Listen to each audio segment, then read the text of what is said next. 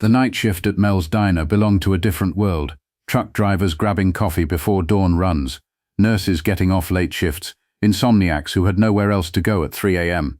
For 12 years, Linda Martinez had served them all. Coffee always hot, conversation when they needed it, silence when they didn't. People saw her as just another night shift waitress in a 24-hour diner.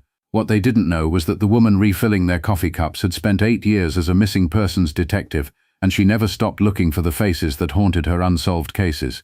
Welcome to Stories of Secret Heroes. Before we begin this powerful story of haunted memories and second chances, tell me in the comments, from which city are you watching today? And if you believe stories like this deserve to be heard, hit that subscribe button and help us honor those who never stop searching for the lost. Malik's Diner sat on Highway 78, 40 miles outside the city where the road stretched long and straight through farmland and small towns. It was the kind of place that survived on coffee, comfort food, and the fact that it never closed. The neon sign flickered 24 hours in red letters that had been buzzing for longer than most people could remember. Linda Martinez started her shift at 10 p.m. every night, when the dinner crowd gave way to the night people. By midnight, the diner belonged to a different world, one where conversations happened in whispers, where people came to think or to forget, where the fluorescent lights created a bubble of warmth in the darkness outside. She was 47 now, with streaks of grey in her black hair and lines around her eyes that came from years of seeing too much. Her uniform was always clean, her coffee always fresh, and her smile genuine, even at 3 a.m. when most people were at their lowest point. The regulars knew her as Linda, the night waitress, who remembered how you liked your eggs, and whether you needed to talk or just wanted to be left alone. They didn't know that before she came to Mel's, Linda Martinez had been Detective Linda Martinez, assigned to the Missing Persons Unit of the Metro Police Department. For 8 years, she'd been the person families called when someone didn't come home. Children who vanished from playgrounds, teenagers who disappeared after school, adults who walked out of their lives and left no trace. Linda had worked cases that made headlines, and cases that no one noticed, bringing some people home and failing to find others. The transition to waitressing hadn't been voluntary. A case had gone wrong in the worst possible way. A child trafficking ring that had connections reaching into places where Linda wasn't supposed to look. When she'd gotten too close to the truth, the choice had been simple: take early retirement and disappear, or risk becoming another missing person herself. But Linda Martinez had never really stopped being a detective. She just served coffee while she observed, listened, and remembered. The night shift brought her a constant stream of humanity's margins, people who lived in the spaces between day and night, who had stories they didn't tell and secrets they carried like stones. Linda served them all with professional courtesy and careful attention, but part of her mind was always cataloguing details, noting faces, comparing what she saw to the photographs that lived in her memory, because some faces once seen are never forgotten, and some cases, even when officially closed, never really end. It was a Tuesday in November when her old life walked through the door at 2:47 a.m. The man was tall, thin, nervous energy radiating from him as he looked around the nearly empty diner. He chose a booth in the back corner. Good visibility of the entrance, easy access to the rear exit. Linda had seen enough people on the run to recognize the pattern, but it was the child with him that made Linda's blood freeze. A girl, maybe 8 years old, with long brown hair and dark eyes that held the kind of exhaustion that didn't belong on a child's face. She sat quietly while the man ordered coffee and pie, never speaking, never making eye contact with Linda or anyone else in the diner. Linda had seen that face before, not in person, but in photographs. Crime scene photos, family albums, missing person flyers that had been posted on every bulletin board in 3 counties. Sofia Reyes, age 7, when she disappeared from a playground in Millfield 14 months ago. The case had been Linda's before she'd left the force, a kidnapping that had turned into a presumed homicide when no trace of the child had been found after 6 months of intensive searching. But Sofia Reyes wasn't dead. She was sitting in booth 7 at Mel's Diner, looking older and more tired than any 8-year-old should, while a man who definitely wasn't her father ordered pie and acted like they were just travelers stopping for a late-night snack.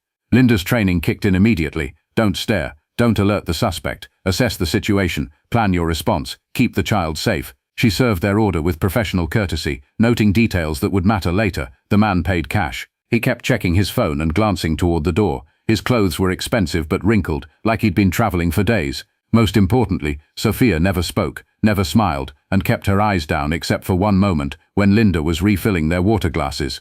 In that moment, Sofia looked up and made direct eye contact with Linda. It lasted maybe 2 seconds, but Linda saw something in the child's eyes that confirmed what she already knew. This was a kidnapping victim, and she was asking for help in the only way she could.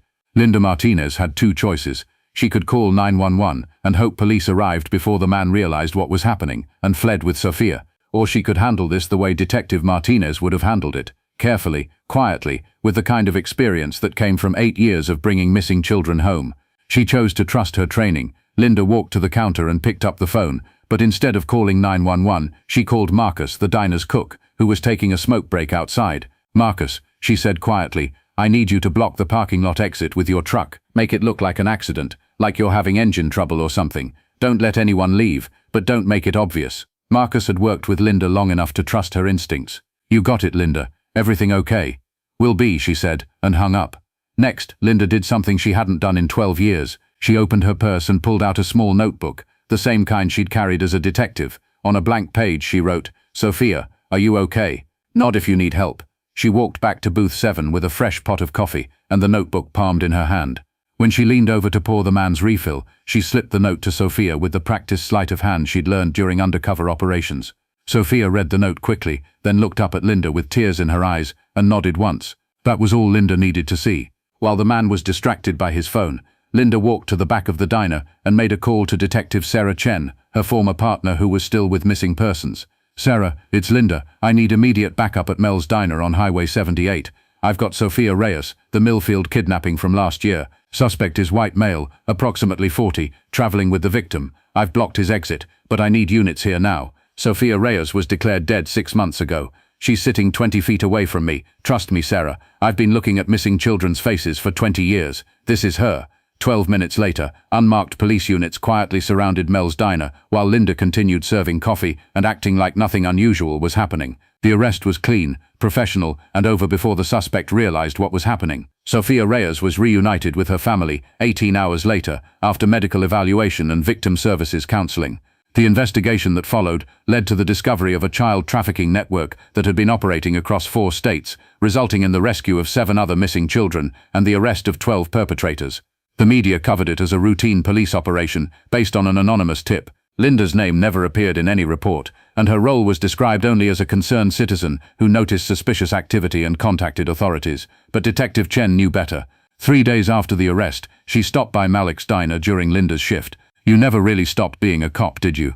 Sarah asked, sliding into a booth with a cup of Linda's coffee. Linda wiped down the counter, considering the question. "I stopped carrying a badge. I never stopped caring about bringing kids home." "The department could use someone with your experience. Missing persons is understaffed, and you know this work better than anyone." Linda looked around the diner, at the truck drivers and night shift workers who'd become part of her quiet life, at the place where she'd found peace after years of seeing humanity's darkest impulses. "I'm good here, Sarah, but if you ever need someone to watch for faces that shouldn't be together, you know where to find me."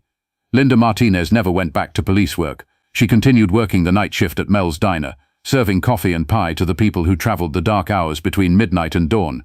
But now when families came in, parents with children, adults with kids who might or might not belong to them, she paid a little closer attention. Over the next 2 years, Linda's anonymous tips to law enforcement resulted in the recovery of 3 more missing children, the arrest of 2 fugitives, and the disruption of a domestic violence situation that might have turned deadly.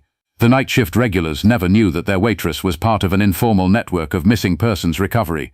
They just knew that Linda was someone who paid attention, who cared about people, and who somehow always seemed to know when someone needed help.